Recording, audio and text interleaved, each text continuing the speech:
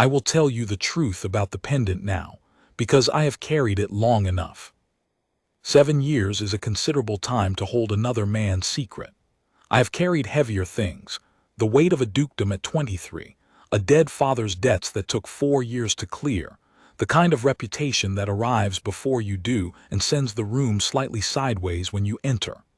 I am not, by anyone's accounting, a sentimental man. I run Ravenscroft as my father ran it, only better, and I give society precisely as much of myself as it is owed, which is very little. But Reginald Vane's secret I carried for 7 years, and in doing so I carried, without entirely meaning to, something else, something that has no tidy name, and that I spent 7 years refusing to examine too closely. Her name is Cecily. She wore the pendant every single day. I will begin at the beginning, because she deserves the story told straight. Reginald Vane, the late Viscount Vane of Thornville, was not a good man. He was not a bad one either. He was the ordinary sort of man who makes small, self-serving decisions for 30 years and is surprised at the end by their accumulated weight. I knew him the way one knows a county neighbor, well enough to nod to, not well enough to trust. He came to Ravenscroft on a wet October evening 7 years ago, when the leaves were down and the sky was the color of pewter, and he was already dying, though he had not yet told his family. I did not know that when I admitted him. I knew only that he looked diminished, thinner than I remembered, the bluster gone out of him, his hands unsteady on the chair arms when he sat. He had, he said, something to tell me, something he could not tell his solicitor or his elder daughter Harriet, who would manage it badly, or any of the men he usually confided in, because they were all in various ways already positioned to profit from it. He told me about the pendant. It had belonged to his wife, the late Lady Vane, a small thing, silver and dark blue enamel, shaped like a crescent moon, with a flat back that appeared decorative and was not. The back was a key. The key opened a hidden compartment built into the pedestal base of the writing desk in the Thornville study, a compartment containing, among other papers, a codicil to his will that he had drawn up privately 8 years prior and never filed with his solicitors. The codicil restored to his younger daughter Cecily the full third of the Thornville, estate that her grandfather's original settlement had designated for her.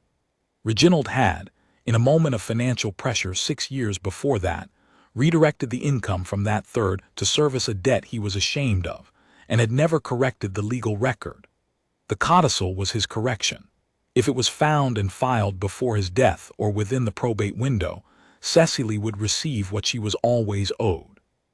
If it was not found, the income, and eventually the land itself, would pass to a distant relation he did not particularly like. He had given the pendant to Cecily 3 years prior. He told her it had been her mother's. He did not tell her what it opened or why. He could not tell his solicitors. He did not trust them. He could not tell Harriet. He could not find a way to tell Cecily directly without confessing the original redirection of her income, which he lacked the courage to do. He was asking me to make sure the compartment was found. He was asking me to watch over the process. He had, he said, no one else to ask. I was 31 years old.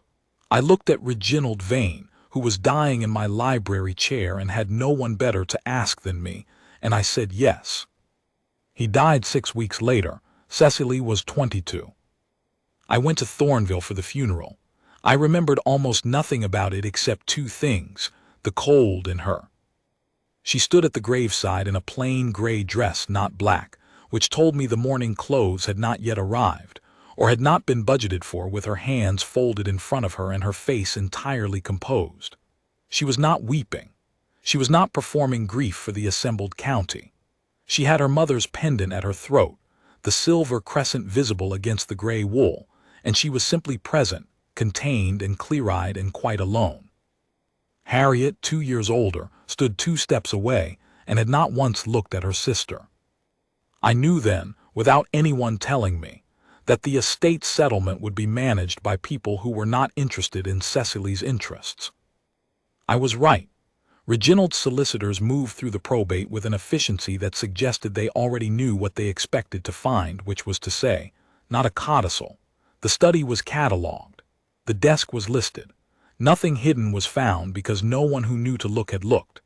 Cecily received her mother's jewelry, a small personal legacy in cash considerably less than it should have been, and her father's regards, delivered by a solicitor who could not meet her eyes. Thornville went to the distant relation, a Mr. Haversley from Dorset. Harriet received the income that had been Cecily's. And Cecily went to live with a cousin in the village of Hartsley, 6 miles from Thornville, and took in private pupils for their French and watercolor, and wore her mother's pendant every day. I knew all of this because I watched. I am aware this sounds worse than it was. I watched the way a man who has made a promise watches for the moment the promise becomes actionable, and the moment was not immediately clear. To file the codicil after the probate window had closed would require establishing that the document existed and had been deliberately concealed, which was a legal matter of considerable complexity. I needed the pendant. I needed access to the Thornville desk. I needed, in short, a legal window. 7 years, as it turned out. I also needed, though I did not admit it, the watching itself. I knew what the watching was, which is precisely why I did not examine it. A man who is accustomed to running things efficiently does not look too directly at the inefficient things he does. The long route past a certain village on his way back from the county town, the attention he pays to reports about a governess's French pupils, the way he clocks, once a year at the county assembly, the exact position of a silver crescent against a gray or blue or occasionally green dress. I was not pursuing her. I was holding a promise. These are different things. I said this to myself frequently over 7 years and believed it less each time. Haversley died in the spring of the 7th year. Thornville reverted, through a tangle of entailment I had spent some months quietly encouraging, to a state of legal ambiguity. The desk remained in the study, and Haversley's death brought the men with sharp interests. There were 3 of them. One was a London solicitor who had appeared at Thornville 6 months after Reginald's death and been turned away. One was a cousin of Harriet's late husband who had, I believed, once had access to Reginald's private correspondence. The third I could not fully account for. He appeared at Hartsley in October, a fortnight after Haversley's death, and he called upon Cecily. He told her he was interested in purchasing her mother's pendant. He named a price that was several times what it appeared to be worth. He was, he said, a collector of fine enamel work. Cecily, I was told by the cousin's housekeeper, who told everything to anyone who would listen, had said, "I'm afraid it is not for sale. It was my mother's." He came back twice. I went to Hartsley. On the 3rd occasion, he was expected. I had not spoken to Cecily Vane in 7 years. At the funeral I had offered my condolences and she had thanked me with perfect composure, and that was the sum of it. I was the Duke of Ravenscroft. She was the overlooked daughter of a neighbor, now giving French lessons to village children. There had been no occasion to speak. I had for 7 years ensured there was no occasion, because I knew, with the particular cold knowledge a man develops about his own weaknesses, that if I spoke to her, it would become considerably harder to stay at a useful distance. I arrived at the cousin's house, told the housekeeper I wished to call on Miss Vane regarding a matter of the Thornville estate, and was shown into a small sitting room that smelled of wood smoke and was very tidy. Books everywhere. A globe. Watercolors on the wall, hers, I assumed, and quite good. A pot of tea set aside on the desk when I was announced. She entered, and I understood immediately why I had not called in 7 years. She was 30 now. The pendant was at her throat.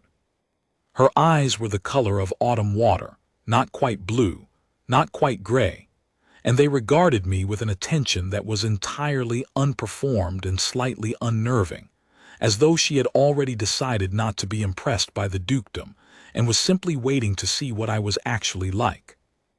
"Your Grace," she said, and sat and looked at me. I understand you have had a caller with an interest in your mother's pendant, I said. I have. He'll be here in an hour. I was not certain how to discourage him more firmly. I can discourage him. She looked at me with the autumn water eyes. You could, why would you? It was the right question. The entirely honest answer required things I was not yet prepared to say, so I said, there is a matter connected to the Thornville estate that I have been watching for some years.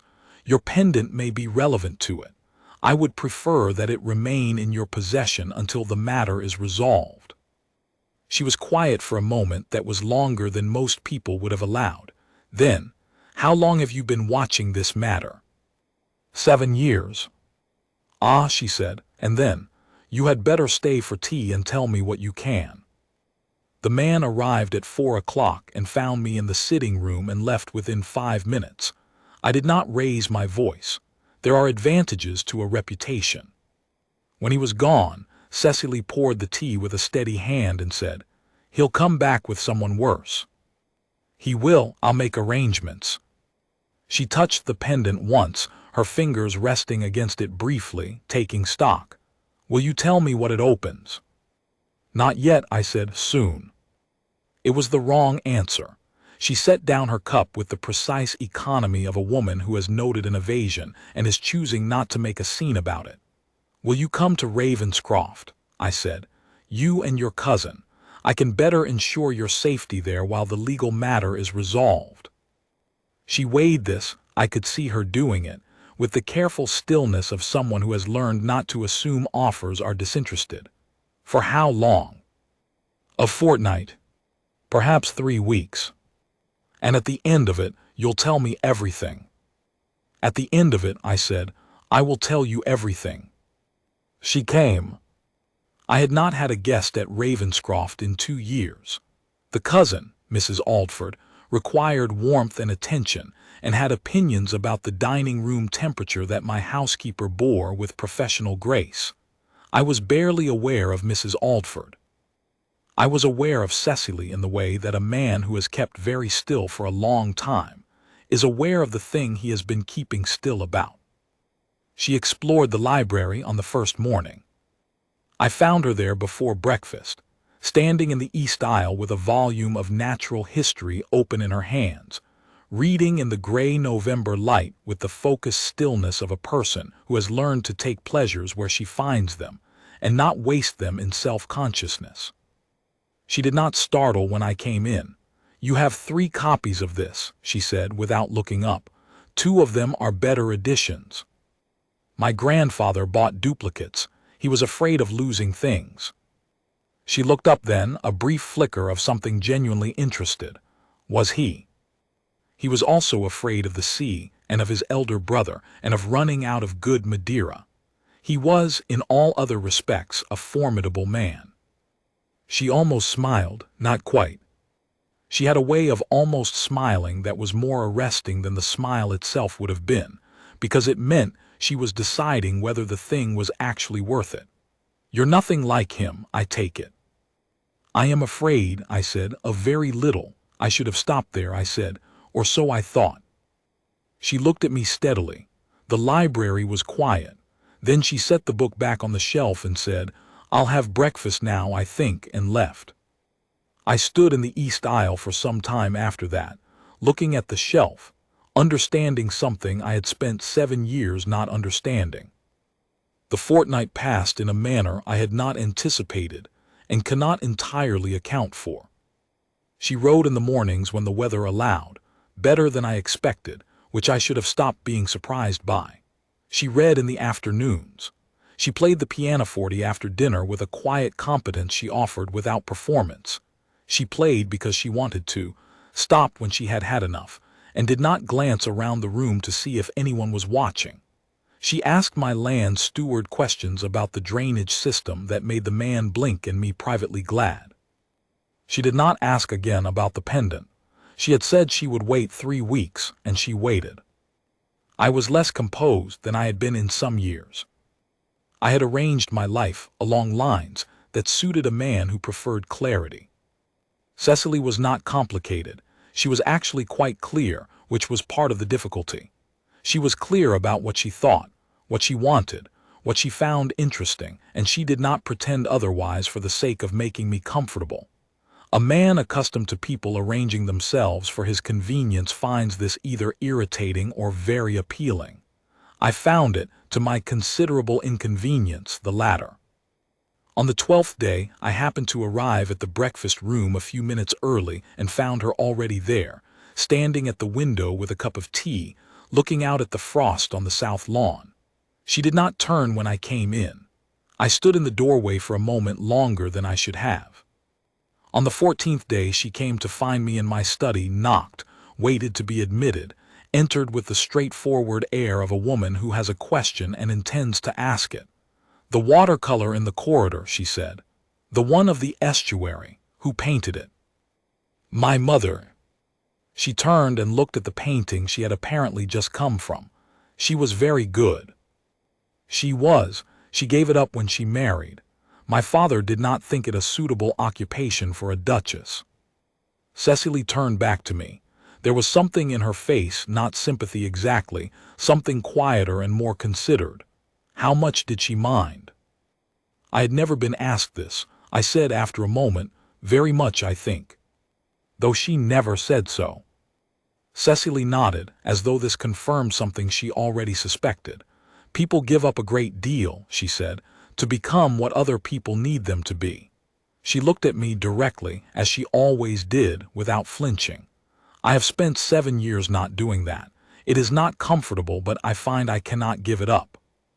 She left. I sat at my desk and did not do the work I had come to the study to do. On the 16th day, I received word from my legal counsel that the probate ambiguity had been resolved favorably, and that I had a 6-week window to file a newly discovered codicil, if the document could be produced. On the 17th day, I went to find her.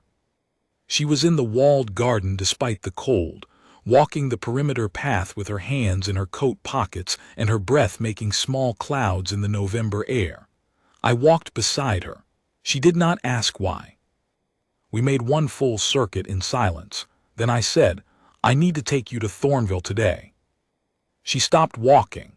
She turned to look at me, and there was in her face the particular stillness of a person who has been waiting for something a long time and is now bracing carefully for its arrival. "Today," she said. "The legal window is 6 weeks. I want to go now, while I have the advantage." She looked at the garden wall, then back at me. "And you'll tell me everything on the way." "Everything," I said. We took my carriage. Mrs. Aldford remained at Ravenscroft, glad of a reason not to go out into the cold. Cecily sat across from me with her hands folded in her lap and the pendant at her throat, and I told her. I told her about her father's visit to Ravenscroft 7 years ago, the codicil, the compartment, the key, the income redirected, the probate settled without the document, the 3 years I had spent waiting for the legal ground to shift, the men who had begun circling since Haversley's death, all of it. She was quiet through most of it. The road was 6 miles of bare November hedgerow and gray sky, and she looked out the window while I talked, and I could not entirely read her face. When I finished, she was quiet for a long moment. Then she said, 7 years. Yes. You have known for 7 years that I was owed a third of Thornville's income. Yes. And you waited. She said it flatly, not as accusation but as statement, the way a careful woman says the thing she needs to say clearly before she decides how she feels about it. I waited for the legal position to allow an intervention without triggering suppression of the document. If I had moved too early. Is that the whole of it? I stopped, the carriage moved. I said no. She turned from the window and looked at me fully, the direct, unperformed attention she had given me since the first afternoon in the Hartsley sitting room. No, I said again. I had reasons beyond the legal position for going slowly. What reasons? I looked at the November fields and said, the fact of you, precisely as you are careful and clear and entirely yourself, and not asking anything of me. It made it very easy to find another reason to wait, to have one more month of watching from a sufficient distance that I was not required to do anything about what I had been watching. The carriage was very quiet. "You have been watching me," she said carefully, "for 7 years. Not in a manner that, yes, in the manner of a man who has made a promise and is watching for the moment the promise can be kept, but also in the manner of I stopped." "Say it plainly," she said. "In the manner of a man who is afraid," I said, "of the moment when there is no more promise to keep and nothing to do but stand in front of you with no useful purpose whatsoever and say what he actually means." The Thornville gates appeared in the gray distance. She looked at them for a moment. "My father," she said quietly, "gave me the pendant without telling me what it was. He was also afraid of what the telling would require of him." A pause. "I am not sure whether it comforts me or not that you are better than he was in every way except this one." I had nothing adequate to say to that. "I'm not angry," she said, and looked back at me. "I don't know what I am yet. I will need time to think about it, but I am not angry." "You would have the right to be." "Perhaps. But rights and feelings are different things." She looked at the gates. "Let's get the document first." Thornville in November was the house of a man who had not wanted it. Holland covers on the furniture, unlit fires, the whole place cold and smelling of damp paper and disuse. My man of affairs had arranged access through the estate agent. He gave me the key to the study and withdrew. The study was north-facing and very cold. The desk was a large piece, dark walnut, pedestal base on the left side, and it was exactly as Reginald had described it in my library 7 years ago. Cecily stood beside me. She unclasped the pendant from her throat and held it for a moment. This small silver crescent she had worn every day for 7 years, through the funeral and the settlement and the quiet diminished life that followed. And then she fitted the flat back against the small raised section at the base of the pedestal and pressed. The click was very quiet in the cold room. The small door swung open. Inside, a packet of papers tied with a faded ribbon, and beneath them a miniature portrait in an oval frame, a woman with autumn water eyes. Cecily picked up the papers first. Her hands were steady. She untied the ribbon, unfolded the topmost document, and read it. She read for a long time. I stood at the window and looked at the bare garden and did not rush her. When she finished, she folded the document carefully and held it in both hands and said, quite steadily, "He knew. He knew the whole time, and he couldn't find a way to say it." "He could not." "And you knew," she said, "and you found it harder than you expected." "Yes." She was quiet then. "Will this hold legally?" "With my counsel managing it, yes. The codicil is properly witnessed and dated. The concealment can be established. You will recover the income from the past 7 years, or a significant portion of it, and the land itself." "And Harriet?" "Harriet will be angry. She may pursue the matter. She won't find it profitable." Cecily set the papers on the desk and picked up the miniature. She looked at her mother's face for a long moment.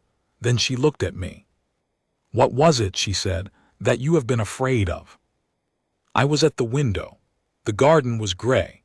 I thought of 7 years and the long road past Hartsley on the way back from the county town, and the silver crescent glimpsed at the county assembly once a year in a room full of people who did not notice her.